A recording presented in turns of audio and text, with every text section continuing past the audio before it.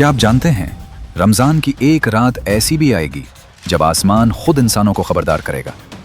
इमाम मोहम्मद बाक़िर अलैहिस्सलाम फरमाते हैं, क़ाइम आले मोहम्मद अलैहिस्सलाम के ज़हूर से पहले रमज़ान में अजीब निशानियां ज़ाहिर होंगी।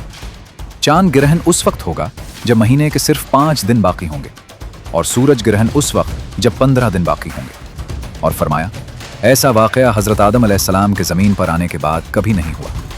इमाम जाफ़र सादिक़ अलैहिस्सलाम ने फरमाया, रमज़ान में सूरज ग्रहण होगा और ये इमाम मेहदी अलैहिस्सलाम के ज़हूर की बड़ी निशानियों में से होगा।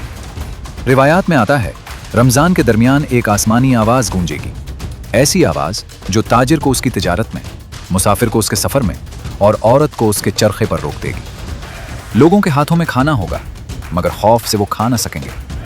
उस दिन सूरज और चांद सियाह नजर आएंगे और अल्लाह के खौफ से गोया पुकारेंगे, ऐ हमारे रब, हमें मुशरिक बंदों की तरह अजाब न दे, तू हमारी इताअत और फरमानबरदारी को जानता है। और कहा गया, शब कद्र की सुबह 23 रमज़ान को आसमान से एक पुकार आएगी जिसमें इमाम मेहदी अलैहिस्सलाम का नाम लिया जाएगा। सवाल ये है, जब वो आवाज़ आएगी क्या हम उसे पहचानने वालों में होंगे?